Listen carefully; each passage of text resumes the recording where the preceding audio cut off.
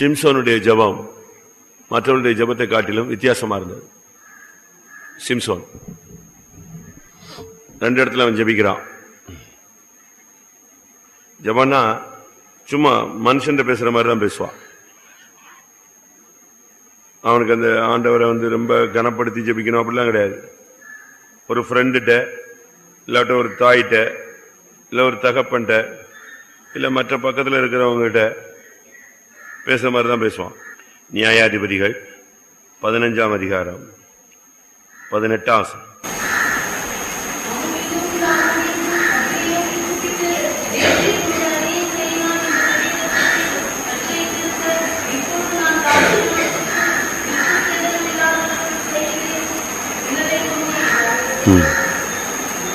சொல்றான் பாருங்க, கத்தரை நோக்கி கூப்பிட்டு. இதுக்கு முன்னால அவன் ஜெபிச்சதாக எங்கேயுமே இல்லை. கத்தரை கூப்பிட்டான்லாம் இல்லை. அவன் மேல அபிஷேகம் இருந்துச்சு. அந்த நேரத்தில் இந்த ஆவியானவர் இறங்குவார். அந்த அபிஷேகம் இறங்கும். அவன் அதுக்குரிய வேலையை செய்வான். சிங்கத்தை கிழிப்பான், 30 பேரை கொன்றுவான், 300 நிறைய பிடிப்பான்.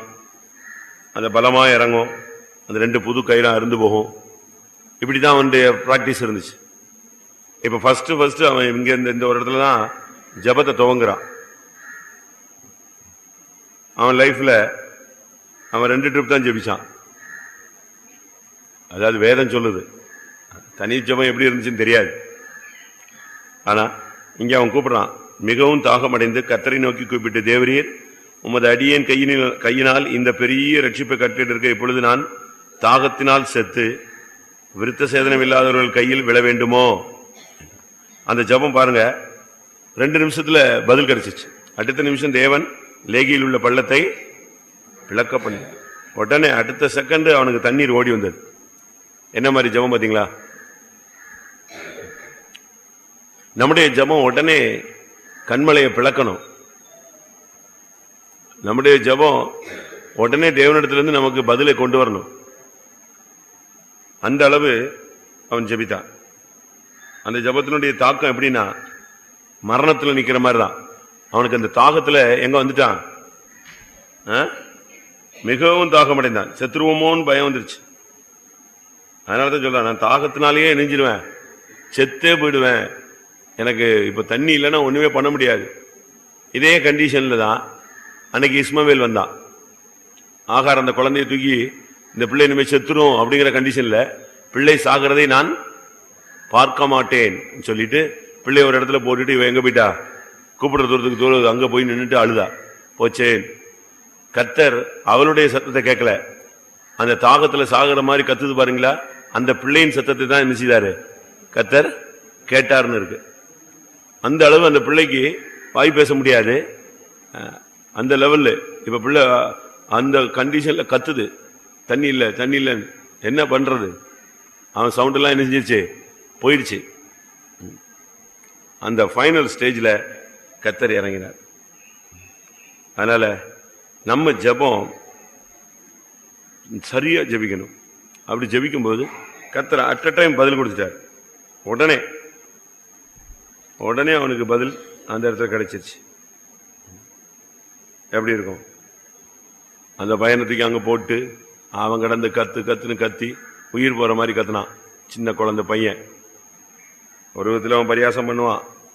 ஆனாலும் அவனுடைய ஜீவியத்தில் ஆண்டவர் நோக்கி கத்துற ஒரு கண்டிஷன் இருந்துச்சு. சரி, அந்த சப்ஜெக்ட் வேணாம்.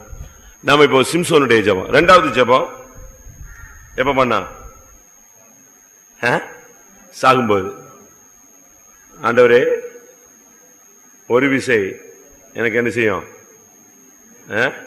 எனக்கு என்னை நினைத்தருளும், தேவனே என்னை பலப்படுத்து. அதுதான் அவனுடைய அடுத்த ஜெபம். அவனுடைய ஜெபமே கொஞ்சம் டிஃபரெண்டானதுதான்.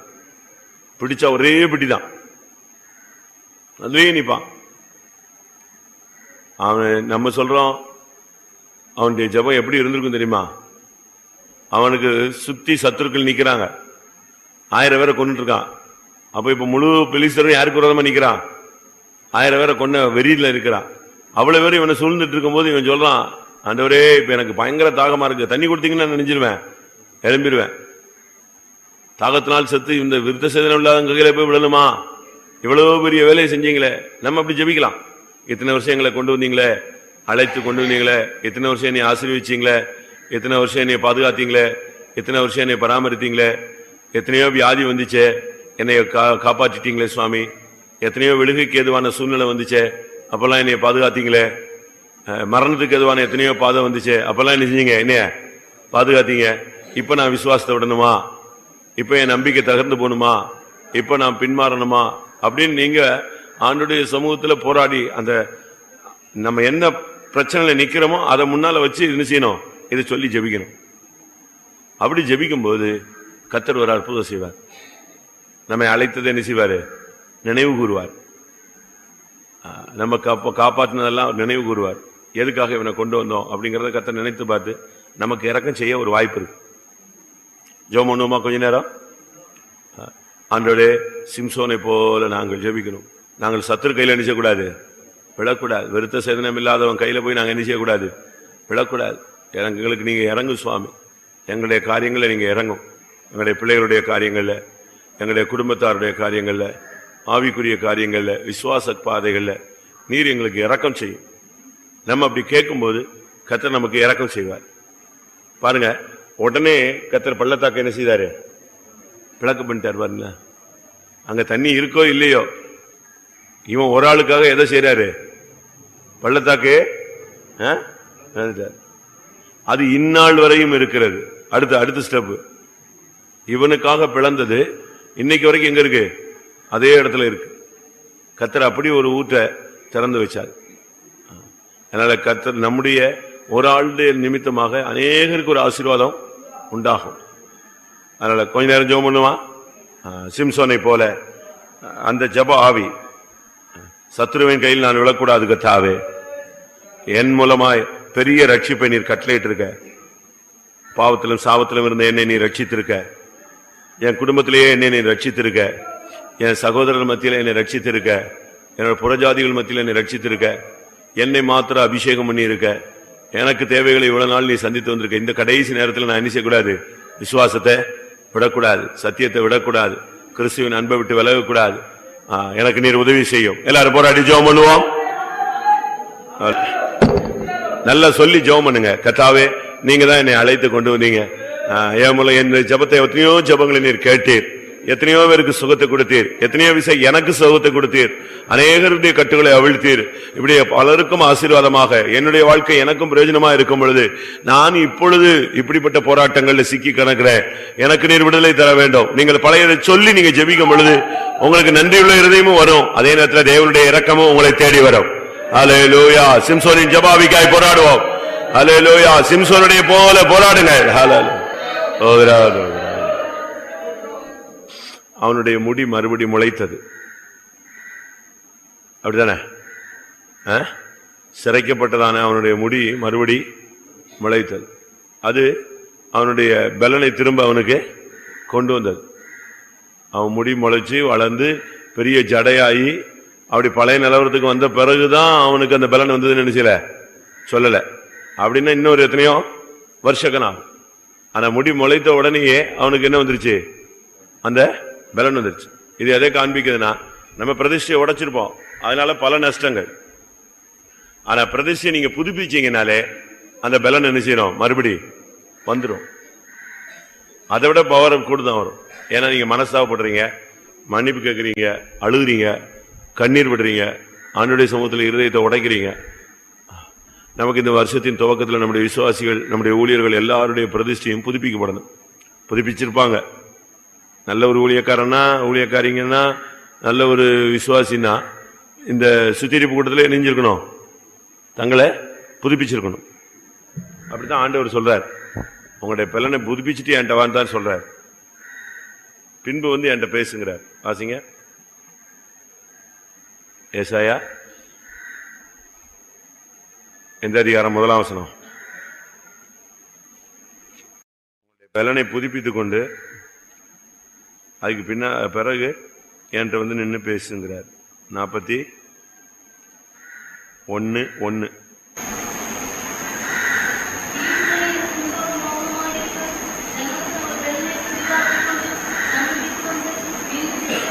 ஜனங்கள் தங்கள் பலனை புதிதாக்கி கொண்டு சமீபித்து வந்து பின்பு என்ன செய்யட்டும், பேசட்டும். பலனை புதுப்பிக்கிறதுங்கிறது என்னது? பிரதிஷ்டையை புதுப்பிக்கிறது. ஒரு விசுவாசிக்கு காமனா ஒரு பிரதிஷ்டை இருக்கு, ஒரு ஊழியக்காரனுக்கு பொதுவாக ஒரு பிரதிஷ்டை இருக்கு. இது போக பர்சனலா என்ன இருக்கு? ஒரு பிரதிஷ்டை இருக்கணும். இருக்கா உங்களுக்குள்ளே? நீங்க அப்படி ஏதாவது உங்களுக்குள்ளேயே, அதான் உள்ளான மனுஷன்ல உள்ளது,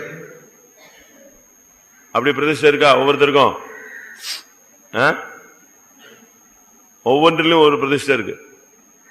அது ஆவியானவர் உங்களோடு இடைபடுகிற அந்த அனுபவத்தை பொறுத்து, உங்களுடைய வளர்ச்சியை முதிர்ச்சியை பொறுத்து என்ன செய்யுது, அது இருக்கு. அப்படி எல்லாரும் தனித்தனியா பிரதிஷ்டை பண்ணிருக்கீங்களா? எல்லாத்துலயும் ஒரு சின்ன சின்ன பிரதிஷ்டை நமக்கு இருக்கணும். பலியினால் என்னோடு கூட உடன்படிக்கை பண்ணின என்னுடைய பரிசுத்தவான்களை கூட்டி சேருங்கள் என்பார். அவங்க பரிசுத்தவான்கள் தான். ஆனா இந்த பரிசுத்தவான்கள் எப்படிப்பட்ட பரிசுத்தவான்கள்? பலியினாலே உடன்படிக்கை பண்ணின பரிசுத்தவான்கள். இவங்களதான் எங்க கூட்டி சேருங்கள் பாரு, வருகையில இவங்களெல்லாம் கூட்டி சேருன்னு சொல்லுவார். அப்போ நம்முடைய ஊழியர்களுக்குள்ள, விசுவாசிகளுக்குள்ள பலியினால ஆண்டவரோடு ஒரு உடன்படிக்கை பண்ணுகிற அந்த பிராக்டிஸ் என்ன செய்யணும்? வேணும். உங்களுடைய ட்ரெஸ்ல ஒரு பிரதிஷ்டை இருக்கணும், உங்களுடைய குடித்தல், அவங்களுடைய போஜனம், அவங்களுடைய ஒவ்வொரு காரியங்கள்லையும் ஒரு சின்ன சின்ன பிரதிஷ்டைகள் நீங்கள் இருக்கணும். அதுல ஒரு பலன் இருக்கு. ஒவ்வொன்றில் என்ன இருக்கு? ஒவ்வொரு பலன் இருக்கு. அவன் பாருங்க, அவனுடைய முடி முளைத்தது, அவ்வளவுதான்.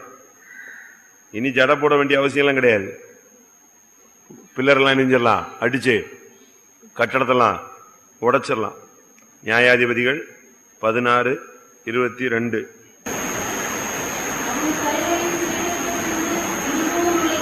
அவ்வளவுதான். அவனுடைய தலைமையர் சிறைக்கப்பட்ட பின்பு திரும்பவும் முளைக்க தொடங்கிட்டு, அதோட வந்துட்டானே, அந்த கட்டடத்தை அசைக்கிறதுக்கு வந்துட்டானே நம்பிக்கையோடு. இதுல இருந்து என்ன விளங்கி கொள்றான? நீங்க பிரதிஷ்டையை புதுப்பிச்சிட்டீங்கனாலே போதும், கர்த்தர் செஞ்சிருவாரு, உங்களுடைய பலனை புதுப்பிச்சிருவார். நீங்க இதை மெயின்டைன் பண்ணணும், பிரதிஷ்டையை மெயின்டைன் பண்ணணும். அதை யாரும் உடைக்கிறதுக்கு என்ன செய்யக்கூடாது? அனுமதிக்க கூடாது. அதுல வேற யாரும் உள்ள வரக்கூடாது. அது சாப்பாடு விஷயமா இருக்கலாம், ட்ரெஸ் விஷயமா இருக்கலாம், நைட்டு தூக்கம் விஷயமா இருக்கலாம், பைபிள் ரீடிங்கா இருக்கலாம், முழங்காலா இருக்கலாம். ஒரு சிலர்லாம் பாருங்க, முழங்கால் போடுறதுக்கு வெக்கப்படுறாங்க. ஆனா ஒரு சிலர் அப்படி இல்லை. அவங்களாம் என்ன செய்றாங்க? எங்க முழங்கால் போட சொல்லலாம்னு போடுவாங்க. ஒரு சிலர் கை வைத்துறதுக்கு வெக்கப்படுவாங்க. ஒரு சிலர் அப்படி இல்லை, ஜபனாலே என்ன செய்வாங்க? கையை வைத்திருவாங்க. ஒரு சிலர் ஒயிட் அண்ட் ஒயிட் போடுறதுக்கு வெக்கப்படுவாங்க. ஒரு சிலர்லாம் பிரதிஷ்டை பண்ணி எப்பவுமே ஒயிட் அண்ட் ஒயிட்ல வந்துட்டாங்க. ஒரு சிலர் நகை கலத்துக்கு வைக்கப்படுவாங்க, ஒரு சிலர் மீசை எடுக்கிறதுக்கு வைக்கப்படுவாங்க, ஒரு சிலர் முடியை ஷார்ட்டா வெட்டுறதுக்கு வைக்கப்படுவாங்க, ஒரு சிலர் ஃபாஸ்டிங் எடுக்கிறதுக்கு யோசிப்பாங்க. இப்படி பலவிதமான பிசாசு போராட்டம் அவங்களோட இருக்கும். அந்த பிரதிஷ்டையை பண்ண விடாம இந்த ஆவிகள் என்ன செய்யும்? தடுக்குது. அந்த நேரத்துல எல்லாம் நம்முடைய பிரதிஷ்டையில் இருக்கும். சிலருக்கு பைபிள் தூக்கிட்டு வர்றதுக்கு வைக்கும், ஆவியில் நிரம்புறதுக்கு. அபிஷேகம் கிடைச்சிருச்சு, ஆனா ஆவியில ஃப்ரீயா நிரம்புறதுக்கு என்னது? ஒரு வெக்கம். அதெல்லாம் நம்ம பண்ணவே கூடாது. ஆண்டோடைய சமூகத்துல களி கூறணும். அதனால பிரதிஷ்டைங்கிறது பழைய ஏற்பாட்டிலையும் இருக்கு, புதிய ஏற்பாட்டிலையும் இருக்கு. பவுல் சொல்கிறார், நான் ஆகாதவனாய் போகாதபடிக்கு என்னுடைய சரீரத்தை ஒடுக்கி எப்படி கீழ்படுத்துவாரு சொல்லுங்க? அது குதிரையா? அது பிடிச்சி கடிவாளம் போட்டு இழுத்து வச்சுட்டு இருக்கிறதுக்கு நம்ம சரீரத்தை ஒடுக்கி கீழ்படுத்துறதுன்னா பிரதிஷ்டையில அது என்ன செய்யறது? கீழ்படுத்துறது. பிரதிஷ்டையில பேச மாட்டேன், அசுத்தமான வார்த்தைகள் பேச மாட்டேன், தெய்வீகத்துக்கு புறம்பான வார்த்தைகள் பேச மாட்டேன், பார்க்க மாட்டேன். இப்படி தங்களை தாங்களே அவங்க நெஞ்சிட்டாங்க. கவனிங்க, தங்களை தாங்களே அவங்க நெஞ்சுக்கிட்டாங்க, கண்ட்ரோல் பண்ணிக்கிட்டே இருந்தாங்க. அப்படி ஒரு பிராக்டிஸ் வேணும். ஆண்டவர் ஒரு தீர்க்கதரிசியை சொன்னாரு, நீ ஒரு சைடா தான் படுக்கணும்னாரு. எப்படி இருக்கும்? இருக்கா பைபிள்ல? இருக்கா? நீ ஒரு சைடா தான் படுக்கணும். அது எப்படி தூக்கத்துல அவன் எப்படி படுப்பான்னு அவனுக்கு எங்க தெரியும்? ஆனா கர்த்தர் சொன்னார், நீ ஒரு கழித்து தான் என்ன செய்யணும்? படுக்கணும். இன்னொரு இடத்துல சொல்றாரு அவனை பார்த்து, நீ ஒரு நாளைக்கு ஒரு ஹின் அளவு தான் தண்ணி குடிக்கணும். அது ஒரு அளவு. வாசிங்க.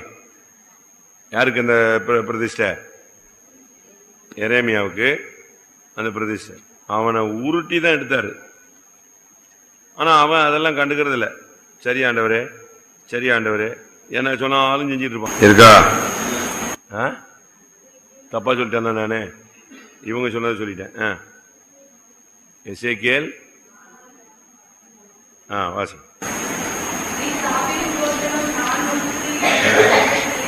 எத்தனை? எசேக்கியேல் 4:10.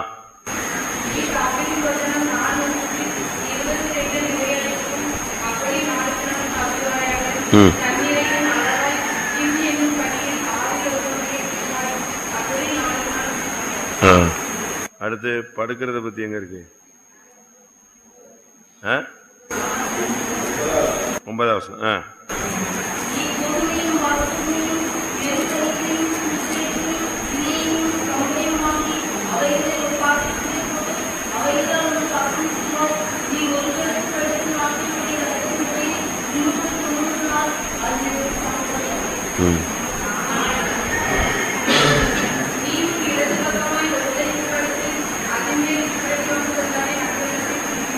எப்படி இருக்கும் பாத்தீங்களா? 8வது வசனம். அதாவது எப்படி அப்படி படுக்க முடியும்? அதுக்கு ஆண்டவர் சொல்றாரு, நான் உன்னை கட்டிடுவாங்கிறார். ஆசிங்க.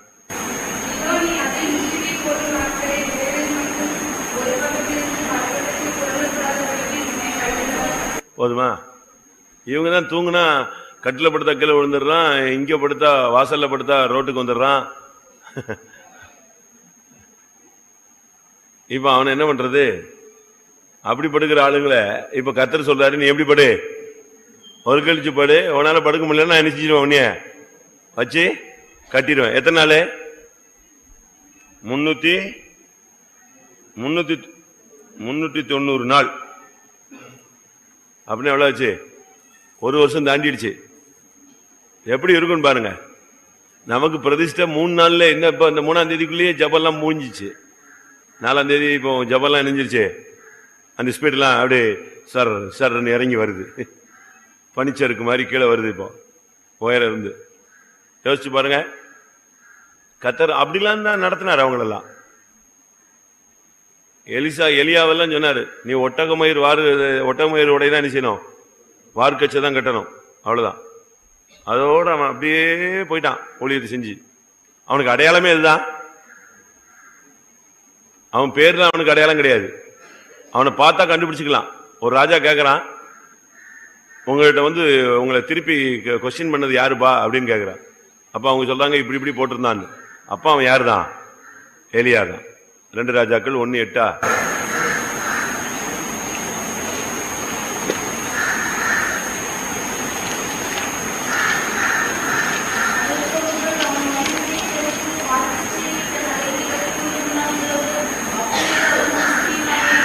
எலியாதான். எப்படி இருக்கும் பாத்தீங்களா? இதே பிரதிஷ்டைய படிச்சு வச்சுட்டு அதை ஒருத்தன் பிராக்டிஸ் பண்ணான். அது யாரு? யாரு? யோவான் ஸ்நானகன். அந்த பரிசுத்தவான்களுடைய அவங்களுடைய பழக்க வழக்கங்களை இவங்க கத்துக்கிட்டு அதே பிராக்டிஸ பழைய ஏற்பாட்டில் அந்த பரிசுத்தவான் செஞ்சார் இல்லையா? எலியா செஞ்ச அதே பிரதிஷ்டைய அவன் எப்படி இருந்தான்னு பார்த்துட்டு அதே இதை யாரு போட்டுட்டா? நாம இப்போ சபையில எப்படி நடக்குது சொல்லுங்க. இப்ப நம்ம வாலிப பையங்க வெளியே உள்ள வாலிப பையனும் பொண்ணு எப்படி ட்ரெஸ் பண்ணுதோ அப்படி பண்ணுது. இவங்க யாரை பார்க்கல? இன்னும் பரிசுத்தவான்களை பார்க்கல. சபையில ஆவிக்குரியவங்களை பார்த்து இவங்க ட்ரெஸ் பண்ணல. யாரை பார்க்கறாங்க? சரி, நம்ம தான் அந்த பிள்ளைகளுக்கு வளர்ச்சி இல்ல, முதிர்ச்சி இல்ல, தெய்வீகம் இல்ல, பேரண்ட்ஸ் தான் போய் ட்ரெஸ் வாங்குறாங்க. அவங்களுக்கு தான் அந்த உரிமை இருக்கு. இவங்களாவது ஒரு ஆவிக்குரிய தன்மையில வாங்கி கொடுக்குறாங்களா? சொல்லுங்க, சொல்லுங்க. நீங்க தானே பேரண்ட்ஸ். இவங்க அப்படி வாங்கி கொடுக்குறாங்களா? இவங்களும் வாங்கி கொடுக்கறது இல்ல. எங்கெல்லாம் மொட்டை கையே இல்லாத ட்ரெஸ் எவன்லாம் விற்கிறானோ அந்த கடையா தேடி போறது. நாசரத்துல எல்லாம் கை இருக்குன்னா இவன் திருநெல்வேலியில போய் கை இல்லாம வாங்கிட்டு வரான். நான் சொல்றது கஷ்டமா இருக்கா? உண்மைதான். நீ எதை வாங்கி கொடுக்கணும்? இல்ல என் பிள்ளை கேட்கத்தான் செய்யும். அதுக்கு ஒண்ணும் தெரியாது இல்லையா, அறியாமையின் காலம். நம்ம தான் பிள்ளையானவனே நடக்க வேண்டிய வழியில நடத்து. நீங்க அப்படி, நம்ம அப்படி செய்யலையே. இதே பிரதிஷ்டையை பார்த்து அவன் வளர்ந்தான். மத்தேயு 3ஆம் அதிகாரம் 4ஆம் வசனம்.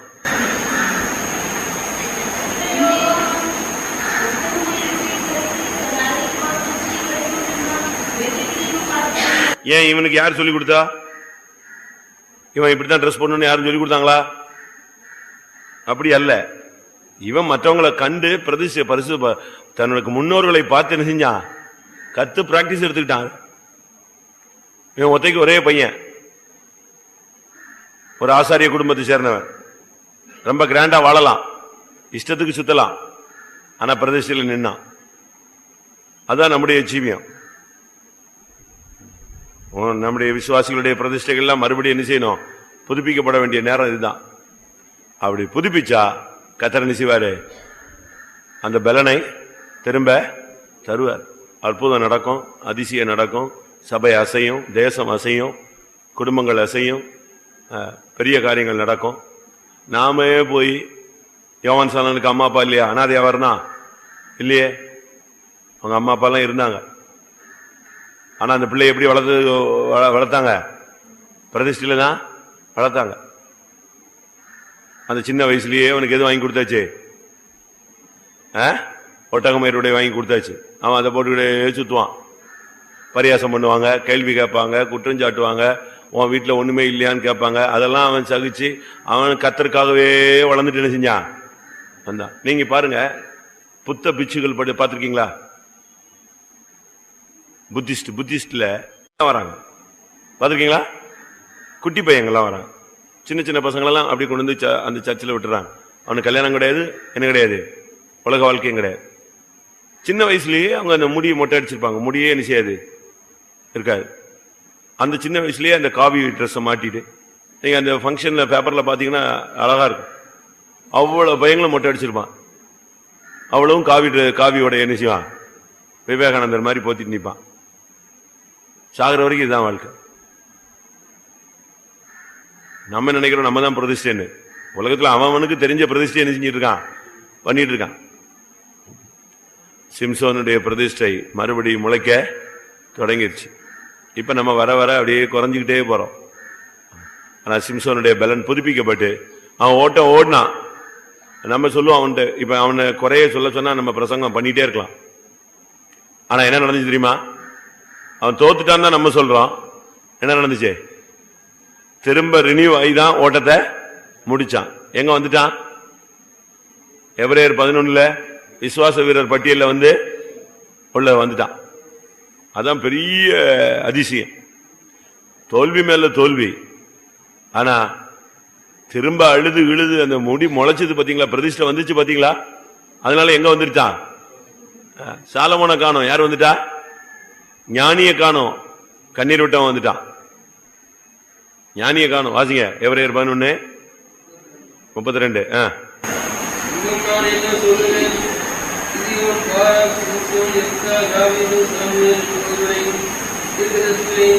போதுமா?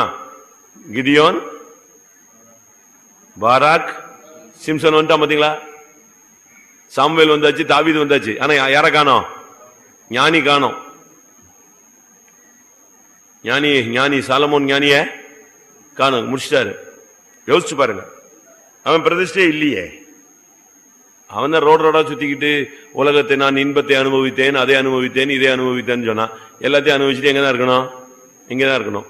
அவனுக்கு விசுவாச வீரர் பட்டியல லிஸ்டே கிடையாது, அட்ரஸே கிடையாது. நித்தியத்தில் அவன் கிடையாது. மேன்மையான அந்த அனுபவமே இல்லாம போச்சு. ஜெபம் பண்ணுமா? நம்முடைய விசுவாசிகள் ஊழியருடைய பிரதிஷ்டை மறுபடியும் முளைக்கட்டும். இது கடைசி காலம். நம்முடைய நிலவரத்துக்கு திரும்பி வந்தா போதும். ஒன்ஸ் நீங்க திரும்பிட்டீங்கன்னா அது செய்ய முடியுமான்னு நீங்க சொல்லக்கூடாது. செய்ய வைக்கிறது யாரு? நீ இல்ல. யாரு? என்னை பலப்படுத்துகிற கிறிஸ்துவினால எனக்கு எல்லாவற்றையும் செய்ய பலன் உண்டு. வயசாயிடுச்சுன்னு சொல்லிட்டு நீங்க பிரதிஷ்டையை விட்டுறக்கூடாது. சின்ன வயசுன்னு பிரதிஷ்டையில உடஞ்சு விழுந்துட்டு இருக்க கூடாது. சின்ன வயசுலயே சிம்சோன்லாம் நின்னான், தோத்தான், திருப்பி ஜெயித்தான் இல்லையா? யோவான் ஸ்நானகன் நின்றான், எலியா நின்றான். அவங்களுக்கு என்னென்ன பிரதிஷ்டை இருக்கோ அதை அப்படியே ஸ்டாண்ட் பண்றான். கடைசி வரைக்கும் நிக்கணும். நம்ம கத்திருந்த நாட்கள்ல நம்முடைய ஊழியர்கள், விசுவாசிகள் எல்லாருடைய பிரதிஷ்டையும் புதுப்பிக்கப்படத்தக்கதாக கர்த்தருடைய ஆவியானவர் சபைக்குள்ள ஒவ்வொருவருக்குள்ளும் தனித்தனியாக கிரியை செய்ய முடியாது. கர்த்தர் அவர்களோடு இடைபெற முடியாது. ஜெபம் பண்ணுவோம்.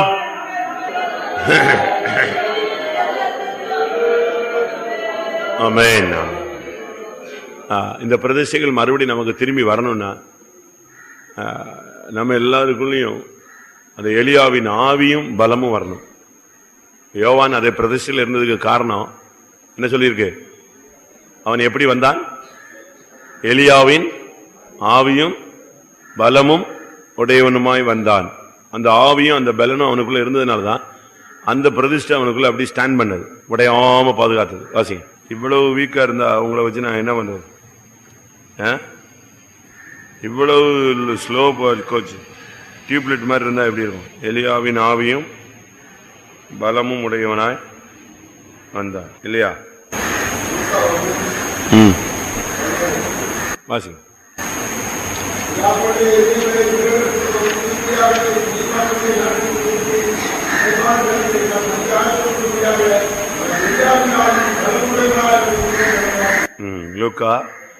லூக்கா 1:17 இருக்கு. எலியாவின் ஆவியும் பலமும் அவனுக்குள்ள இருந்தது. அதுபோல நமக்கு பரிசுத்தவான்களுடைய ஆவியும் பலனும் என்ன செய்யணும்? வேணும். பவுலுடைய ஆவியும் பலனும் இருந்தா யார மாதிரி இருப்போம்? பவுலை போல இருப்போம். எலியாவினுடைய ஆவியும் பலமும் இருந்தா நம்ம எலியாவை போல பிரதிஷ்டை உள்ளவர்களாய் இருப்போம். எலிசாவினுடைய ஆவி இருந்துச்சுன்னா, அந்த பலமும் இருந்துச்சுன்னா நம்ம யாரா மாறுவோம்? அற்புதங்கள் அடையாளங்கள் செய்யக்கூடியவர்களாய் மாறுவோம். அதுபோல இயேசுவின் ஆவியும் இயேசுவின் பலமும் இருந்துச்சுன்னா நம்ம இயேசுவை போல என்ன செய்வோம்? மாறுவோம். அதனால அவன் எலியாவின் ஆவியும் பலமும் உள்ளவனா இருந்தான். அதை அப்படியே பிராக்டிஸ் பண்ணான் யோவான் ஸ்நானகன். நமக்கு அப்போ மறுபடியும் அந்த பிரதிஷ்டை வரணும்னா நமக்கு சிம்சனுடைய ஆவியும் பலமும் என்ன செய்யணும்? வரணும். நமக்கு சரியான நமக்கு புதிய ஏற்பாட்டுல அப்படி அல்ல. பரிசுத்தாவியின் ஆவியும் பரிசுத்தாவியின் பலனும் அப்போ வரும்போது நம்ம தானாவே பிரதிஷ்டை வந்துருவோம். உங்களுக்கு அப்படி ஆவியானவர் இடைபடுறாரா? ஒரு பிரசங்கம் கேட்கும் போது, ஒரு சம்பவங்கள் படிக்கும் போது, ஏதாவது புக்ஸ் படிக்கும் போது இது நம்ம அப்ளை பண்ணணும் அப்படின்னு ஆவியானவர் உங்களோட இடைபடுறாரா? அப்படி பிராக்டிஸ் இருக்கா? ஒரு பிரசங்கம் கேட்கும் போது இது நம்ம செய்யாம விட்டுட்டோமே, இது நம்ம செஞ்சிருக்கலாமே அப்படின்ற அந்த இருதயம் குத்துதல் ஏதாவது அந்த ஃபீலிங்ஸ் இருக்கா? அந்த பிராக்டிஸ் இருக்கா? இருந்தா எங்கேயோ போயிடுவோமே. எங்க இவ்வளவு நேரத்துல எங்க சீயோனெல்லாம் தாண்டி இருக்க வேண்டாம்? எருசலேமை தாண்டி சீயோன் போய் சீயோனை தாண்டி சீயோனின் உச்சிக்கு போயிருக்கணும். அப்படித்தானே? சீயோனின் அப்படி இருக்கா? சீயோனின் மேடு, சீயோன்ல ஒரு மேடு இருக்கு, சீயோன்ல ஒரு உச்சி இருக்கு. எங்கேயோ போயிட்டு இருக்கலாம், அதெல்லாம் தாண்டி இருக்கலாம். வாசிங்க பாப்போம். அப்படி இருக்கா வசனம்? சீயோனின் மேடு, சீயோனின் உச்சி. ஏசாயா 31:4 பாத்தீங்கன்னா சீயோனின் மலைக்காகவும் அதன் மேட்டுக்காகவும். எரேமியா 31:12 பாத்தீங்கன்னா சீயோனின் உச்சி. அப்ப சீயோனின் உச்சி, சீயோனின் மேடு. அப்ப நீங்க இருதயம் குத்தப்பட்டு அப்படிலாம் இருந்தா இவ்வளவு எங்கேயோ போயிட்டு இருக்கணும்ல. ஒரு காணிக்கையை பத்தி ஒரு பிரசங்கம் அப்படின்னா அந்த காணிக்கையை பத்தி நீங்க அன்னைக்கு ஒரு டெசிஷன் செஞ்சிடணும், எடுத்துடணும். பிரதிஷ்டையை பத்தி ஒரு பிரசங்கம் அப்படின்னா அதை அப்படியே நம்முடைய லைஃப்ல என்ன செய்யணும்? எடுத்துக்கணும். சாந்தத்தை பத்தி ஒரு பிரசங்கம், அவ்வளவுதான். அப்படியே சாந்தமா மாறுறதுக்கு நம்ம அன்னைக்கு ஒரு பிரதிஷ்டை எடுத்து இப்படி மாறும்போதுதான் என்னது கொஞ்சம் கொஞ்சமா என்ன செய்யறோம்? மகிமையின் மேல் மகிமை அடைந்து என்ன செய்யறோம்? மறுரூபப்படுகிறோம். அந்த டிரான்ஸ்பிகரேஷன் அப்பதான் கொஞ்சம் கொஞ்சம் கொஞ்சம் கொஞ்சமா மாறி மாறி நமக்குள்ள நடந்துகிட்டே இருக்கும். அந்த பூச்சி, அந்த கூட்டுப்புழு பாத்தீங்களா? அதுக்கு முன்னால எப்படி இருக்கு? ஒரு புழு, சாதாரண ஒரு புழு, அது சின்னதா இருக்கும், ஒரு குறிக்கப்பட்ட வளர்ச்சி வரும்.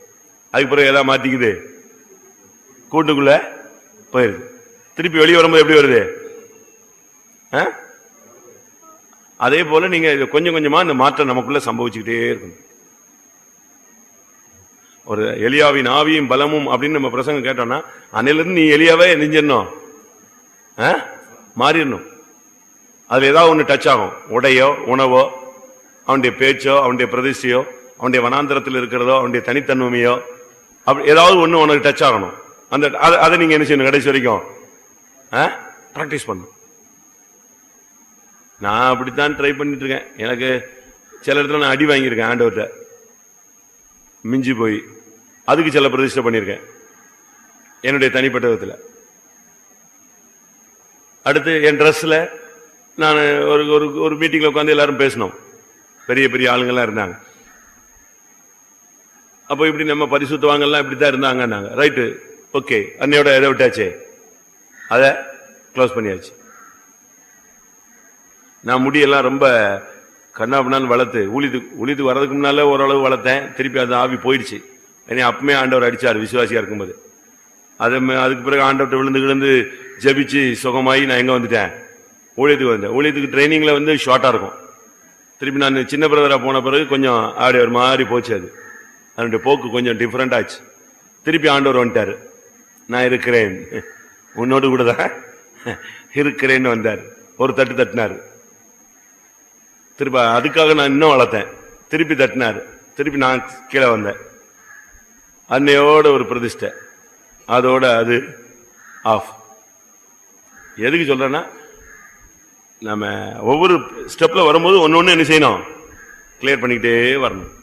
இப்படிதான் ஒரு காலத்துல ரொம்ப ரஃப், திருப்பி அந்த ரஃப் எல்லாம் நினைஞ்சது குறைச்சோம். இன்ஜின் சிசியை குறைச்சிக்கிட்டே வந்தோம். வேகத்தை அதனுடைய பவரை ஹெச்பி எல்லாம் குறைச்சு குறைச்சு குறைச்சு குறைச்சு குறைச்சு குறைச்சு குறைச்சு குறைச்சுதான் இப்ப இங்க உட்கார்ந்துருக்கேன். எதுக்கு இது சொல்றேன்னா, நம்ம கட்டுப்படுத்தலைன்னா வேற ஆள் தான் நம்மளை என்ன செய்யும், கட்டுப்படுத்தும். வீட்டுக்கு அடங்கலைன்னா எங்க போய் அடங்கும், அது ஊர்ல அடங்கும்மா. அது எதுக்கு நம்ம ஊர்ல போய் அடங்கணும், என் வீட்லயே அடங்கலாமே. கர்த்தருடைய கரத்திலேயே நம்ம தாழ்த்தி தாழ்த்தி தாழ்த்தி தாழ்த்தி தாழ்த்தி என்ன செஞ்சுக்கலாம், சரிப்படுத்திக்கலாம். நீங்க நமக்கு இன்னைக்கு தேவை எலியாவின் ஆவி, இல்லாட்ட சிம்சோனின் ஆவி. நம்மளுடைய ஜீவிதத்தை கிளியர் பண்ணிட்டே வரணும் கொஞ்சம் கொஞ்சமா. வயசாயிடுச்சு இல்லையா, பக்குவம் ஆயிடுச்சு, இத்தனை வருஷம் சத்தியம் கேட்டிருக்கோம், இத்தனை வருஷம் இதுல வளர்ந்துருக்கோம். அப்போ நமக்கு அதுக்கு ஏற்ற மாதிரி என்ன வேணும், மெச்சூரிட்டி வரணும். எப்படி யோவான் ஸ்நானகன் இந்த பிரதேசத்துல நின்னா, அதுக்கு காரணம் என்னதான், எலியாவின் ஆவியும் பலமும் அவனுக்குள்ள இருந்தது. அதுபோல இயேசுவின் ஆவியும் இயேசுவின் பலமும் நமக்குள்ள இருந்தா யார போல மாறிடலாம், இயேசுவை போல மாறிடலாம். கர்த்தர் நாட்கள்ல அந்த ஆவியும் அந்த பலனையும், கிறிஸ்துவின் ஜீவனையும் பலனையும் கர்த்தர் நமக்கு தர முடியாது. ஜெபம் பண்ணுவோம். ஆண்டவரே, எலியாவின் ஆவியும் எலியாவின் பலமும் இருக்கும் பொழுது யோவான் ஸ்நானகன் எலியாவை போல மாறினான். சுவாமி, எங்களுக்கு கிறிஸ்துவின் ஆவி கிறிஸ்துவின் பலன் அல்லேலூயா எங்களுக்குள்ள வரும் பொழுது நாங்கள் உம்மை போல மாறுவோம். அல்லேலூயா. Praise the Lord, praise the Lord, praise the Lord, praise the Lord, praise the Lord. ஆமென். இந்த நாட்களில் முற்பிதாக்களை போல அந்த ஆவியும் பலம் உள்ளவர்களாய், கிறிஸ்துவின் ஆவியும் பலம் உள்ளவர்களாய் கர்த்தர் நம்மை மாற்ற முடியாது. ஸ்தோத்திரம் பண்ணுவோம்.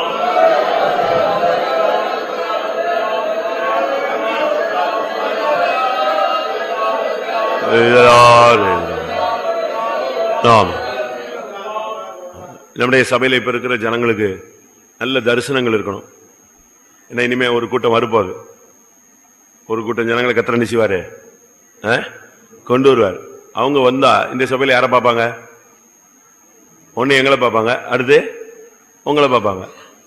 அப்படித்தானே? கண்ணுக்கு முன்னால் நிக்கிறது யாருதான், நாங்களும் நீங்களும்.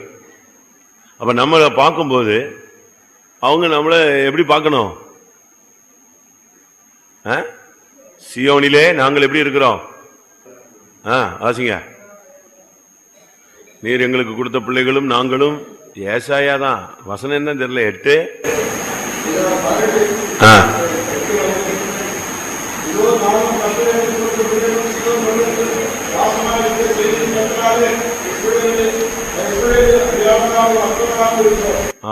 அவன் பார்க்கும்போது நம்மளதான் என்ன செய்வாங்க, அற்புதங்களாகவும் அடையாளங்களாகவும் பார்க்கணும். அப்ப இங்க இருக்கிறவங்க நம்ம எப்படி இருக்கணும் யோசிச்சு பாருங்க. என்ன அளவு நம்ம அடையாளமாய் அற்புதமாய் நின்னாதான் அவங்க வந்து பார்க்கும்போது ஆச்சரியப்பட்டு இப்படி ஒரு கூட்டம் இங்க இருக்கு, இப்படி ஒரு வாழ்க்கை இருக்கு, இப்படி வேதத்துல மறைந்திருக்கிற ஒரு ஊழியம் இருக்கு, அன்னைக்குள்ள ஊழியம் இங்கே இருக்கு, அதே மாதிரி ஜீவிக்கிற ஜனங்களும் எங்க இருக்காங்க, இங்க இருக்காங்க. நீங்க பேப்பர்ல படிச்சீங்களா? அமிஷ் கிறிஸ்தவர்கள்னு ஒரு ஆர்டிக்கல் போட்டிருந்தான். பாஸ்டர் ஜோயல் கூட அதை கேரளால பேசினார், நானும் படித்தேன். தந்தியில அந்த ஒரு பாட்டில் வரும், நான் அதை கட் பண்ண விட்டேன். அமிஷ் கிறிஸ்தவர்கள் அவங்க அப்படியே சிபிஎம் டிட்டோவா இருக்கான். தனி ஸ்கூல், அவங்க தனியா, எல்லாமே தனி, அவங்களுடைய இது எல்லாமே எந்த விதத்திலையும் பாவங்கள், அக்கிரமங்கள், அநியாயங்கள் அந்த சப்ஜெக்டே கிடையாது. அப்படி ஒரு குரூப் இருக்கு. அவங்க அப்போ கர்த்தர் தனக்குன்னு ஒரு கூட்டம் ஜனங்களை எரிஞ்சிருக்காரு. நம்ம நினைச்சிருக்கோம் நம்ம தான் சிபிஎம்ல எப்படி ஒரு குரூப் இருக்கிறோம் அப்படின்னு. எதையாவது கேட்டா நான் ஒருவன் மாத்திரம் மீந்திருக்கிறேன். அவர் என்ன சொன்னாரு? இன்னும் 7000 பேர் எங்க இருக்கான்? பாகாலுக்கு முழங்காலை முடக்காது இருக்கிற 7000 பேர் எங்க இருக்கான்? நான் வச்சிருக்கேன். அதனால ஆண்டவருக்கு அங்கங்க அவரு தனக்கு ஏற்றவர்களே நினைச்சிருக்காரு, வச்சிருக்காரு. இப்ப நம்ம வந்து புதிய ஜனங்கள் வரப்போறாங்களா? விசுவாசிக்கிறவங்க கை வைத்து இல்லையே சொல்லுங்க பாப்போம். நான் விசுவாசிக்கிறேன். உனங்களுக்கெல்லாம் விசுவாசம் இருக்கோ இல்லையோ நீங்களாம் வேடிக்கை தான் பார்க்கணும். நான் திருவொற்றியூர்ல இருக்கும்போது சென்னையில் அங்கே ஒரு கொஞ்சம் பழைய ஆளுங்கள்லாம் உண்டு, நல்லவங்க தான், குறையில்லை. ஆனால் சர்ன்னு டெவலப் ஆச்சு ஒரு டைமுக்குள்ள. அப்போ ஒரு அம்மா பழைய விசுவாசி தான், அவங்க கேட்டில் நின்றுட்டு இருந்தாங்க. ஏதோ அவங்க வீட்டுக்காரர் வர்றதுக்காகவோ பிள்ளைங்க வர்றதுக்காகவோ கேட்டுக்கிட்ட நின்றுட்டு இருந்தாங்க.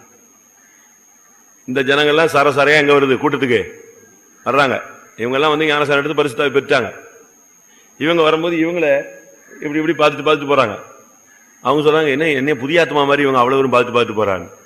அவங்க தான் புதியவங்க, ஆனா இவங்க வெளியே நிக்கிறதுனால அவங்க நினைச்சிடான், அவங்களுக்கு இவங்க யாருன்னே தெரியல. அவன் போறான் போக்கு, அவன் வந்தா ஞானசாரம் எடுத்தான், அபிஷேகம் பெற்றான், அவன் பிள்ளைகள்லாம் ஊழிட்டு போகுது. இது இங்க இருக்கிறதெல்லாம் அவன் பிள்ளை ஊழியத்துக்கும் போறது இல்ல, உலகத்திலயும் உருப்படியா இருக்கிறது இல்ல, சபையிலையும் ஸ்ட்ராங்கா இருக்கிறது இல்ல. இப்படி கேஸ் தான் உள்ள இருக்கு சபைக்குள்ள ஒரு பெரிய டீம்.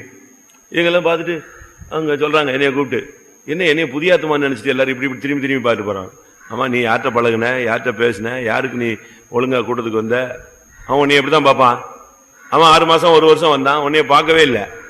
நீ அப்படி சும்மா அப்படி இந்த இது மாதிரி வருவ, லேட்டா போவ. அப்போ உன்னை அவனுக்கு தெரியும். நீ செத்துட்டான்னு சொன்னா கூட ஒரு விசுவாசிக்கு என்ன செய்யாது, இப்படி ஒரு விசுவாசி எங்க இருக்கான்னு தெரியாதுல்ல. உன் வீட்டுல ஏரியா பிரேயர் கிடையாது, ஜபம் கிடையாது, ஒரு சாட்சி கிடையாது, ராபோஜனம் எடுக்கிறது கிடையாது, ஒண்ணுமே இல்லாத ஒரு விசுவாசி செத்து போயிட்டான்னு சொல்லிட்டான்னு வச்சுக்கோங்க. இப்படி ஆளு எங்க இருக்கானே என்ன செய்யாது, தெரியாது. உண்மைதானே? நான் சொல்றது கரெக்ட் தானே? ராபோஜனம் எடுக்கிறது இல்ல, சபையில சாட்சி சொல்றது இல்ல, அடுத்து ஏரியா பிரேயர் அவன் வீட்டுல நடக்கிறதே இல்லை, எந்த ஏரியா பிரேயருக்கு இவன் போறதும் இல்லை. அப்ப இவனை எப்படி விசுவாசி? எனக்கு மட்டும், எங்களுக்கு ஊழியக்காரங்க மட்டும்தான் இவன் வீட்டுக்கு சண்டிங் அடிச்சுட்டு இருப்பாங்க மாசம். மற்றபடி இவன் செத்து போயிட்டான் அப்படின்னா செத்து போயிட்டான், யாரு இந்த ஆளு யாருன்னே என்ன செய்யல தெரியலம்மா சொல்லுவான்ல. மாசத்துல ஒரு ட்ரிப்பாவது எழும்பி கத்தருக்கு சோத்திரம், கத்தரை என்ன செய்யறாரு, நடத்துறாரு, எனக்கு வியாதி வந்துச்சு, ஏசு என்ன செஞ்சாரு, என்னைய குணமாக்கினாரு, பிரச்சனைகள் மத்தியில போனேன், அக்னி கூடாவே போனேன், நான் வேகவில்லை, கத்தரை என்ன செய்தார், என்னைய பாதுகாத்தான்னு சொன்னாதான் ஓஹோ இப்படி ஒரு ஆள் இருக்காரு சபையிலன்னு தெரியும். அதாவது நம்முடைய விசுவாசிகள், பழைய விசுவாசிகள் எல்லாம் நல்ல தரிசனம் வெளிப்படுத்தலா இருக்கணும், நல்ல ஒரு அனுபவத்தில் வரணும். ஈசாக்கெல்லாம் வாக்குத்தத்த சந்ததின்னு தான் பேரு, ஆனா கண்ணுலாம் நெஞ்சிச்சு, மங்கிடுச்சு. பிள்ளையவே தாம் பிள்ளைய எந்த மூத்தவனா இளையவனான்னு என்ன செய்யல, அனலைஸ் பண்ண முடியல. பாத்தீங்களா? அந்த வயசான காலத்துல மாத்தி ஆசீர்வதிச்சுட்டு இவன் படுற பாடு இருக்கு, அவன் வந்துட்டான். யாரு? ஒரிஜினல் பேர் வழி வந்துட்டான். என்னை ஆசீர்வதிங்கிறான். இவன் சொல்ல, என்னடா எல்லாம் எடுத்துட்டு போயிட்டானடாப்பா. இவன்ட்டு எப்படி சொல்லிட்டு அவனை கூப்பிட்டு, நீ ஓடிடு, நீ ஓடியே போடுன்னு. இதுதான் ஈசாக்கு. பழைய விசுவாசியினுடைய லட்சணம் என்னது? இதுதான், ஓடிடு, நீ ஓடி போயிருப்பா, செத்து போயிருவா, ஓடு, அப்படித்தானே சொன்னா. என்ன ரொம்ப கண்டம் பண்றேன்னு நினைக்கிறீங்களா? உண்மைதான். பழைய விசுவாசிகள் வீடுகள்ல இருந்து ஊழியத்துக்கு எத்தனை பேர் இருக்காங்கன்னு கேளுங்க, விரல் விட்டு சொல்லலாம். ஆனா அதே நேரத்தில் புதுசா வராம பாருங்க, இந்துல இருந்து அவன் பிளைட் ஏறின மாதிரி நினைச்சா வர்றான், அதே ஸ்பீட்ல போயிட்டே இருக்கான், இங்கேயே கிடக்கு. இவங்க பிள்ளைகளெல்லாம் நல்லா கம்ப்யூட்டர் படிக்கணும், டீச்சர் படிக்கணும், கல்யாணம் கட்டி வைக்கணும், இங்கேயே இருக்கணும். அப்படித்தானே? அப்படிதான் நம்ம மெயின்டைன் பண்றோம். யாராவது உங்க பிள்ளைகளை யோவான் சாணன் மாதிரி வளர்க்குறீங்களா? எலியாவை மாதிரி வளர்க்குறீங்களா? சிம்சோனை மாதிரி வளர்க்குறீங்களா? யாரும் அப்படி வளர்க்குறோம் பிள்ளைகளை? செத்து போறான்னா சோத்திரம் சோத்திரம் ஊழியத்துக்கு போயிட்டு சுவாமி, செத்துறதை விட எங்க போயிட்டோம், சரி சுகமாயிடுச்சு, இல்ல போக வேண்டாம், இவன் போய் அங்க என்ன செய்ய போறான், இவனுக்கு ஒண்ணுமே பண்ண முடியாது. இப்படி வந்தா எப்படி? சென்னையில் ஒரு பையன் இருந்தான், என் பிரிவில் தான் வந்தான். நான் அப்போ திருமலிசையில் இருந்தேன், ஒரு சின்ன சர்ச், அப்பதான் ஃபர்ஸ்ட் இன்சார்ஜ். அவன் பயங்கரமான, அவங்க வீட்டில் அவனை கண்ட்ரோலே பண்ண முடியல. ஒரு நார்மல் கிறிஸ்டின் குடும்பத்தில் உள்ள பையன், அவனை கட்டுப்படுத்தவே முடியல. ஒரு ரவுடி மாதிரி ஆயிட்டான் சின்ன வயசுலயே. அவன் ஃப்ரெண்டு நம்ம விசுவாசி. அப்போ அவன் கூட அனுப்பிவிட்டாங்க, ஏப்பா இவனை சர்ச்சில் கொண்டு போய் விடுறா, இவன் இப்படியே போட்டு எங்களுக்கு வேண்டவே வேணாம், இவன் இருந்து பேரை கெடுத்து ஊரை கெடுத்து ஊர்ல அடிச்சுக்கிறான், ஊர்லாம் சண்டை, போலீஸ் கேஸ், இவனை கொண்டு கோயில விடணும். அவன் கோயிலுக்கு வந்துட்டான். கோயிலுக்கு வந்து அப்படியே மாறிட்டான். சூப்பர், ஆண்டவர் அவனை அப்படியே செஞ்சாரு, மாத்தினார். சண்டே ஸ்கூல் பிள்ளைகளுக்கு நான் ஒரு காத்திரி கூட்ட வச்சு நடத்திட்டு இருக்கேன். அது ஒரு குட்டி சர்ச், மொத்தமே 40 பேர் தான் வருவான், 30 பேர் தான் வருவான். 30 பேர் வந்துட்டான பெரிய சர்ச். நானு அந்த சர்ச்சில் ஃபர்ஸ்ட் பிரசங்கம் பண்ணேன். திருமலிசைன்னு வருவான். நான் ஃபர்ஸ்ட் பிரசங்கம் பண்ணி எல்டர்ஸ் பிரேயர் போனேன். எல்டர்ஸ் பிரேயர் போனவொடனே பாஸ்டர் கேசி வர்கீஸ் கேட்டார், ஏய் எப்படி இருந்துச்சு புது சர்ச்? அதான் ஃபர்ஸ்ட் இன்சார்ஜ் நான், சின்ன பிரதரா இருந்து எதுக்கு போறேன், ப்ரமோஷன் ஆகி அந்த சர்ச்சுக்கு போறேன். ஏய் நேற்று எப்படி இருந்துச்சு சர்ச்சு? எவ்வளவு பேர் வந்தாங்க? அது ஒரு 25 பேர் வந்தாங்க. பரவாயில்லையா? எவ்வளவு உனக்கு காணிக்க கிடைச்சது அப்படின்னாரு. ₹1 கிடைச்சது எனக்கு. யாரோ ஒருத்தன் மறந்து போய் கொடுத்துட்டான் ₹1. ₹1 கரெக்டா ₹1. அது நான் சொல்றது வந்து 87. அதை வாங்கிட்டு சொன்னேன், ₹1 கிடைச்சது. உடனே அவர் சொன்னாரு, உன் பிரசங்கத்துக்கு வெயிட் அவ்வளவுதான்டா போடா அப்படின்ட்டாரு. அப்ப நான் என்ன பிரசங்கம் பண்ணிருப்பேன், எனக்கே நான் நிக்கிறதுக்கே தரிக்கிறதா அடிச்சிட்டு இருக்க காலம். சரின்னு சொல்லிட்டேன். அந்த சர்ச்சில் இவன் வந்தான். அந்த சண்டே ஸ்கூல் பிள்ளைகளுக்கு நான் காத்திருப்படம் நடத்தினா, அவன் அது ஒரு ஓரத்தில் நின்று முழங்கால் போட்டு அழுதான் பாருங்க, அழுதான் அழுதான் அழுதான் அழுதான். எனக்கு அவனை பார்த்து, ஆண்டவரே இவனை அபிஷேகம் பண்ணிருங்க சுவாமி, இவ்வளவு அழுகிறானேன்னு சொல்லி நான் அவனுக்காக ஜெபம் பண்ணேன். அவ்வளவு மனம் திரும்புதல். அப்படியே ஃபெய்த்தம்ல இருந்துட்டான். இங்க இந்த ஓட்ட சாம்பார், இந்த ரசம் கொடுப்பாங்க, இதை சாப்பிட்டுக்கிட்டு அவன் என் கூடயே வண்டி இருந்தான். அதுக்கு அடுத்து கொஞ்ச நாள் நல்லா ஓடிட்டு இருக்கும்போது அவங்க அம்மா வந்தாங்க. எப்பா நீ இப்படி ஃபெய்த்தம்ல இருந்தா எப்படி, நீ தான் வீட்டுக்கு மூத்தவன், நீ எப்படி இப்படியே இங்க இருந்தா எப்படி, சரியா போயிட்டு இல்ல, வா வீட்டுக்கு. எப்படி முதல்ல என்ன சொன்னாங்க தெரியுமா? இவனை இப்படியே கொண்டு போயிடுங்க, திருந்திட்டான் ரைட்டு, இப்படியே விட்டுருங்க, நீங்க இவனே நீங்க எங்க போனாலும் நெஞ்சிருங்க, கொண்டு போயிருங்க, இவனை வச்சுக்கோங்க, இவனுக்கு கல்யாணமும் வேண்டாம் வாழ்க்கையும் வேண்டாம், இவன் சாமியாராவே போட்டுனாங்க.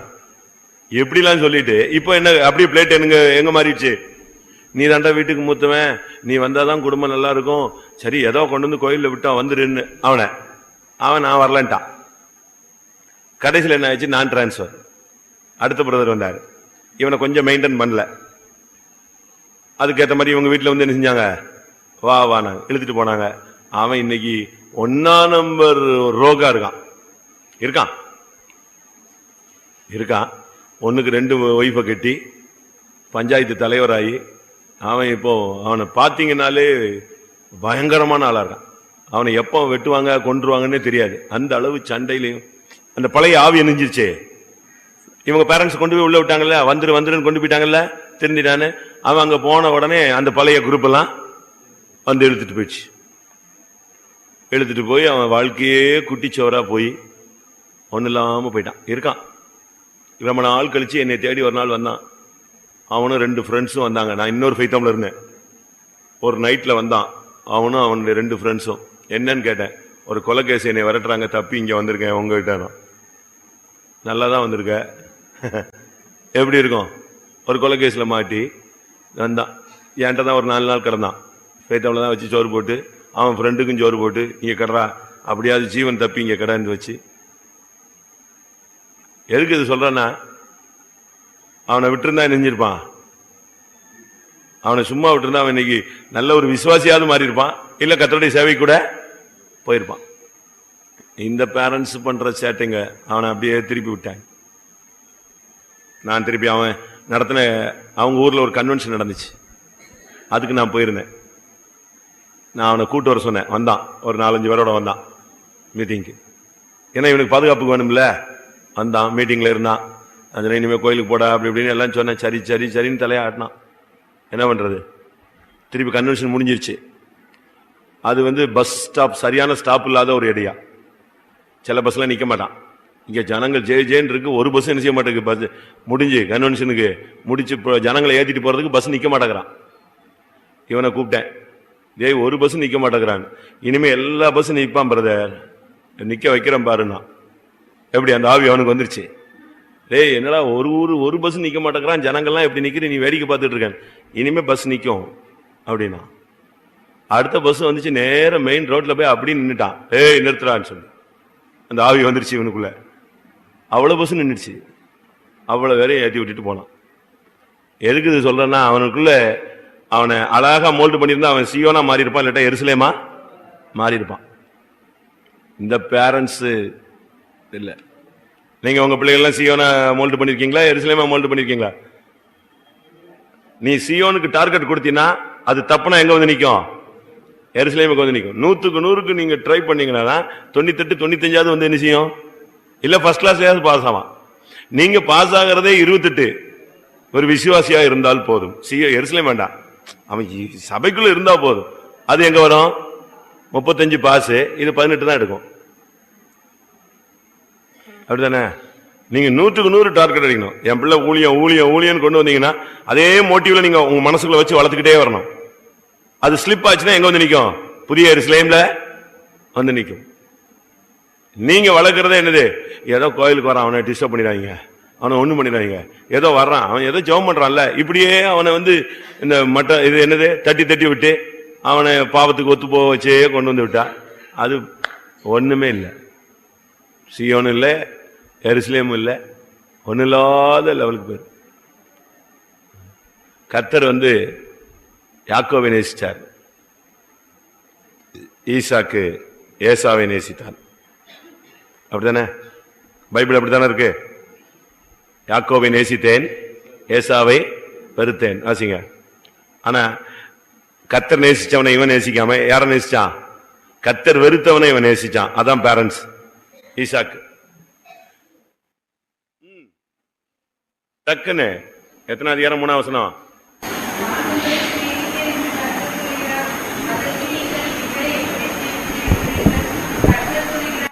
வசனம் சொல்லணும்ல. மல்கியா 1 வாசிங்க.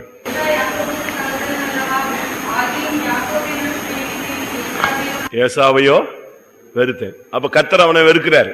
ஆனா ஏசாவை நேசிச்சது யாரு? ஈசாக்கு யாரதான் நேசிச்சான்? நீ போ, நீ வனத்துல வேட்டையாடி அழகா சமைச்சு தூக்கிட்டு வா, நான் உன்னை என்ன செய்யறேன்? ஆசீர்வதிக்கிறேன், உனக்கு தான் எல்லாமேன்னு சொன்னான். கர்த்தர் என்ன பண்ணாரு? நான் நேசிச்சவனை நீ விட்டுட்டியே, அதனால அப்படியே பிளேட்டை மாத்தி யாரா மாத்தி விட்டாரு? யாக்கோபு ஆசீர்வாதம் வாங்க வச்சாரு. அதுக்கு காரணம் அவனுடைய கண்கள் மங்கி போனது. வாசிங்க. ஈசாக்கினுடைய கண்கள், அதுதான் நான் சொல்ல வந்தேன். 27:1 தடவுங்க போட்டு அப்படியே கண்டுபிடிப்பீங்கன்னு பாருங்க. தடவி ஆகிலும் கண்டுபிடிப்பாரு. ஆதியாகமம் 27:1.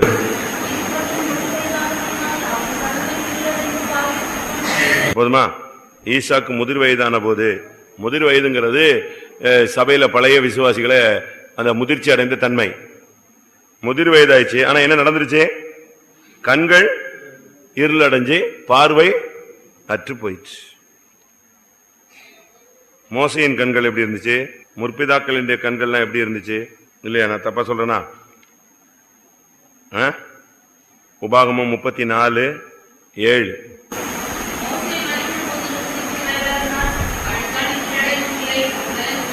போதுமா? இவனுக்கு வயசு தான். எத்தனை வயசு?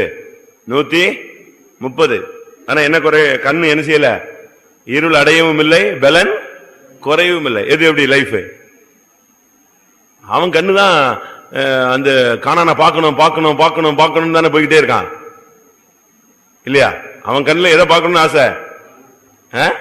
கானான் கானான் கானான். அவன் பாருங்க, அவன் பிள்ளைகளை பத்தி அதிகமா முயற்சி எடுக்கல. அவன் பிள்ளைகளை பத்தி அவன் அதிகமா இல்ல, அதெல்லாம் கத்தட்ட விட்டு அவன் போய்கிட்டே இருந்தான். நம்ம பிள்ளைகளை தெய்வத்துக்கு அடுத்து தெய்வம் மாதிரி வச்சிருக்காங்க. விக்கிரகம் தான், ஒரிஜினல் விக்கிரகம் தான் எது? பிள்ளை. அதனாலதான் கத்தர் அந்த பிள்ளைகள் விஷயத்துல உதவி செய்யக்கூடாமலே போகுது. பிள்ளைகளை வைக்க வேண்டிய இடத்துல வைக்கணும், கத்தரை வைக்க வேண்டிய இடத்துல கத்தரை வைக்கணும். அந்த கணத்தை மகிமை அவருக்கு செலுத்த வேண்டிய இடத்துல என்ன செய்யணும்? கரெக்டா செலுத்தணும். மோசையின் கண்கள் இருள் அடையவில்லை, மோசையினுடைய பலன் குறையவில்லை. ஆனால் ஈசாக்கு தான் வாக்குத்தத்த சந்ததி. எத்தனையோ வருஷம் கழிச்சு பிறந்தாள். ஆனா இப்ப என்ன நடக்குது? கண்ணு மங்கி போயிடுச்சு.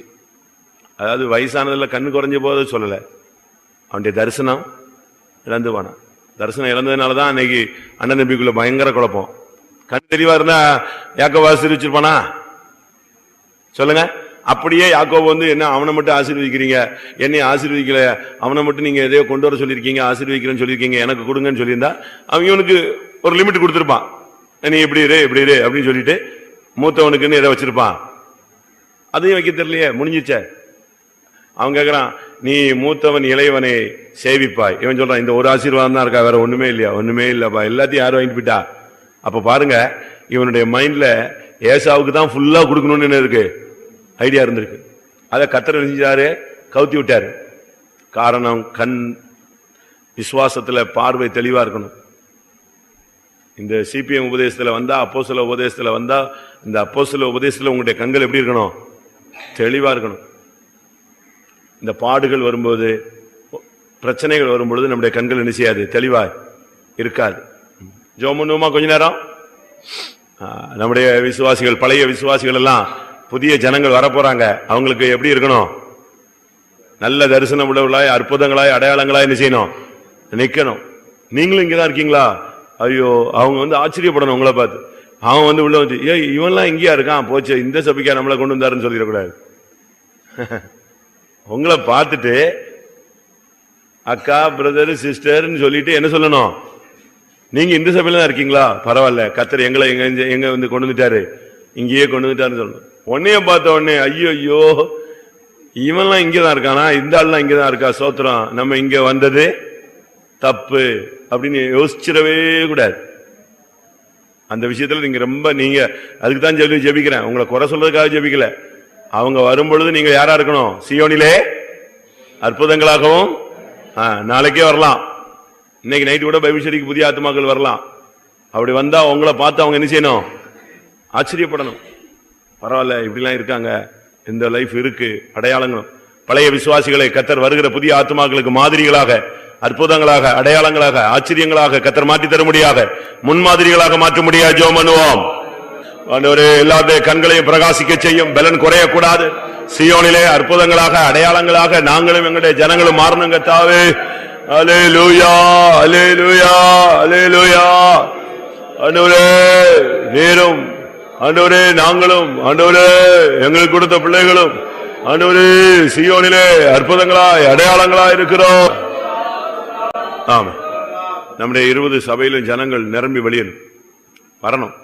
கடற்கரை பக்கத்துல இருந்து ஜனங்கள் வரணும். வாசிங்க அது. கடற்கரையின் திரளான ஜனங்கள் உன் வசமாய் திரும்பும்.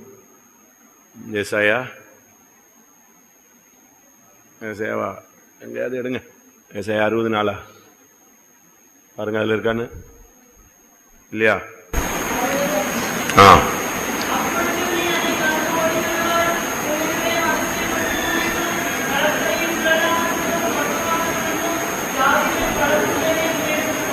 ஏசாயா 60:5. எப்படி? நீ அதை கண்டு ஓடி வருவாய், உன் இருதயம் அதிசயப்பட்டு பூரிக்கும். கடற்கரையின் திரளான கூட்டம் உன் வசமாய் திரும்பும். ஜாதிகளின் பலத்த சேனை உன்னிடத்திற்கு வரும். அங்கிருந்து வருவாங்க, இங்கிருந்து வருவாங்க. 4ஆம் வசனம், சுற்றிலும் உன் கண்களை ஏறெடுத்துப்பார், அவர்கள் எல்லாரும் ஏகமாய் கூடி உன்னிடத்திற்கு வருகிறார்கள். அதனால நம்ம கண்களை ஏறெடுத்து பார்க்க வேண்டிய நேரம் இதுதான். சிங்காசனத்தை நோக்கி ஒத்தாசை ஒரு பர்வதங்களுக்கு நேராக ஏறெடுக்க வேண்டிய நேரம் இதுதான். நம்ம கண்களை ஏறெடுக்கும் பொழுது ஜனங்கள் என்ன செய்வாங்க? தூரத்திலிருந்து உன்னிடத்துக்கு வருவார்கள், ஏகமாய் கூடி வருவார்கள். பாவத்தில, சாபத்தில, அக்கிரமத்தில, அநியாயத்தில, சபையில, ஜாதியில, பல விதங்களில் கட்டப்பட்ட ஜனங்கள் வருவாங்க. இந்த ஏசாயா 60ஆம் அதிகாரம் 4-5 வசனத்தின்படி கடற்கரை திரளான ஜனங்கள், இன்னும் சுற்றிலும் இருக்கிற ஜனங்கள், ஒரு கூட்டம் பெரிய திரள் ஜனங்களை கர்த்தர் நம்முடைய வசமாய் திருப்ப முடியாது. ஜெபம் பண்ணுவோம். ஓ ரபகதி ரபகர பகர பகதிதானியா ரபகர திபிமானாமானா. ஆண்டவரே, கடற்கரையின் திரளான கூட்டம், ஆண்டவரே எங்கள் வசமாய் திரும்பணுமே கர்த்தாவே. உன் கண்களை சுற்றிலும் ஏறெடுத்து பார். ஒரு கூட்டம் ஜனங்கள் உன்னிடத்துக்கு ஓடி வருவார்கள் என்று சொல்லி இருக்கிறது. ஆண்டவரே, ஒரு பெருந்திரள் கூட்டம் ஜனத்தை கொண்டு வாரும் ஆண்டவரே. 20 சபைகளில் ஆத்துமாக்களை கொண்டு வாரும் ஐயா, கொண்டு வாரும் ஐயா. நல்ல நல்ல ஜெபம் பண்ணுங்க, ஆத்துமாக்கள் வரட்டும். ஹல்லேலூயா. வேதனையோடு ஜெபியுங்கள். ஹல்லேலூயா. ஆமென். இந்த இடத்துல வரும் பொழுது கர்த்தர் ஜனத்துக்கு விடுதலை கொடுக்கணும். இது பார்க்கறதுக்கு ஒரு சாதாரண ஹாலா இருந்தாலும், ஒரு சாதாரண இடம் இருந்தாலும், இன்னொரு பகுதியில் என்னது? தேவனுடைய வீடு. இது டெக்கரேட் பண்ணி தான் வைக்கணும்லாம் இல்லை. யாக்கோபு எந்த இடத்துல இருந்தா? கர்த்தரை சந்திக்கும் போது எங்க கிடந்தா? சொல்லுங்க. சும்மா ஒரு காட்டுல நரி ஊழையிடுற இடத்துல தான் கிடந்தான். அப்படித்தானே? பலான அவாந்தர வெளிகளிலே ஊழையிடுகிற இடத்துல தான் இருந்தான். ஆனா அந்த இடம் எதா மாறி எதா இருந்துச்சு? கர்த்தருடைய ஏணி உள்ள இடமாய், வானத்தின் வாசலாய், பெத்தேலாய் மாறி. அதுக்கு முன்னால் அந்த இடத்துக்கு பேர் என்னது? லூஸ். லூஸ்னா என்ன? லூஸ்னா என்ன? பைத்தியமா? அந்த லூஸ் இல்ல. லூஸ் அப்படின்னா கர்வ் அப்படின்னு அர்த்தம். கர்வ்னா என்னது? கோணல், வளைவு. அந்த இடத்துல கர்த்தர் எப்படி மாத்தினாரு? கோணலா இருந்த இடத்த செவ்வையா மாற்றி அந்த இடத்தை எப்படி மாத்தினாரு? பெத்தேலாய் கர்த்தர் மாற்றி, வானத்தின் வாசலாய் மாற்றினார். அப்ப அந்த இடத்துல ஒண்ணுமே கிடையாது. இன்னைக்காவது இவ்வளவு பெரிய விசுவாச வீடு இருக்கு, அங்க ஒண்ணும் கிடையாது. இவன் தலைக்கு ஒரு கல்லை வச்சு படுத்திருந்தா அந்த கல் எடுத்து நட்டி தாங்கையில் இருந்த எண்ணெய்க்கு அது தலையில் ஊத்தி இந்த கல் தேவனுக்கு வீடாகும் சொல்லிட்டு போயிட்டான். அதுபோல இந்த இடம் வானத்தின் வாசலா இருக்கணும். இந்த இடத்துல கால் வச்ச ஜனங்களுக்கு சுகம் உண்டாகும். இந்த இடத்துல போனேன், எனக்கு சுகம் கிடைச்சு. இந்த இடத்துல போனேன், எனக்கு வியாதி போயிடுச்சு, பிசாசு ஓடிடுச்சு, எனக்கு இளைப்பாறுதல் கிடைச்சது. இந்த இடத்துக்கு போனேன், எனக்கு அபிஷேகம் கிடைச்சது. நாயோதின்னு ஒரு இடம் இருந்துச்சு. அந்த இடத்துக்கு பேர் என்னது? நாயோதி. நாயோதினா சாமுவேல் இருக்கிற இடம். தாவீது தப்பி இப்பி ஓடி போய் எங்க சேர்ந்துட்டான்? நாயோதியில சாமுவேல்கிட்ட போய் சேர்ந்துட்டான். இவன் நாயோதியில சாமுவேல்கிட்ட இருக்கிறான் உடனே சவுல் ஆளை அனுப்பி பிடிக்கிறதுக்கு ரெடி பண்ணான். அவங்க வந்தாங்க. அந்த நாயோதிங்கிற இடத்துல கால் வச்சதுதான் தாமதம். வந்தவனுக்கெல்லாம் என்ன கிடைச்சிருச்சு? அபிஷேகம் கிடைச்சிருச்சு. எல்லாம் ரோடெல்லாம் திருக்க செஞ்சு ஆரம்பிச்சிட்டான். அந்த ஊர் எல்லையில வந்த உடனே என்ன கிடைக்கும்? அடுத்து ஒரு குரூப் அனுப்புனா. அவங்களும் அந்த இடத்துக்கிட்ட வந்த உடனே என்ன வந்துச்சு? 1 சாமுவேல் அவ்வளவுதான். பாவம் அவங்கள போய் என்ன பண்றது? சொல்றான் பார், 19ஆம் அதிகாரம் 18ஆம் வசனம்.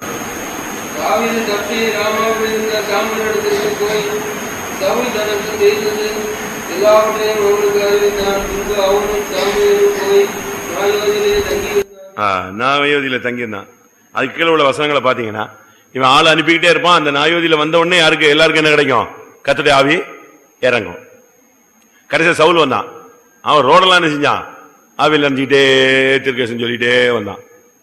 அப்ப அந்த இடத்துல எவ்வளவு அந்த ஆவியானுடைய வல்லமை எவ்வளவு வியாபிச்சு கிரியை செஞ்சது பாருங்க. ஒன்று. இரண்டாவது, இந்த இடம் ஒரு பெத்தேலா இருக்கணும். பெத்தேல் வருகிற ஜனங்களுக்கு ஜெபங்கள் கேட்கப்படுகிற இடம். மூணாவது, இது ஒரு பெதஸ்தா குலமா இருக்கணும். இந்த இடத்துக்கு வந்தா வியாதி என்ன செய்யணும்? ஒரு அற்புதமான ஒரு இடமா இருக்கணும். இந்த இடத்துல வந்தா சுகமாயிடும். அதனால நம்ம இந்த இடத்துக்காக ஜெபம் பண்ணுவோம். இந்த இடம் முழுவதும் மகிமை இருக்கணும், ஆளுகை இருக்கணும், வல்லமை இறங்கணும். இந்த இடத்துக்கு வந்த உடனே சுகம் கிடைச்சிடணும், சமாதானம் கிடைச்சிடணும். ஒருவன் இந்த ஆலயத்தை நோக்கி விண்ணப்பம் பண்ணினால் அவன் சிறையிருப்பை, சாலமோன் ஜெபம் பண்றான் பாருங்க, இந்த ஆலயத்தை நோக்கி ஒருவன் சிறையிருப்புக்கு போகும் பொழுது ஒருவன் இந்த ஆலயத்தை நோக்கி ஜெபம் பண்ணினால் அவனுடைய சிறையிருப்பை திருப்பும். பஞ்சத்தில் அடிபட்ட ஜனங்கள் இந்த ஆலயத்தை நோக்கி ஜெபம் பண்ணால் பஞ்சத்தை மாற்றும். அப்படிலாம் ஜெபம் பண்றான்.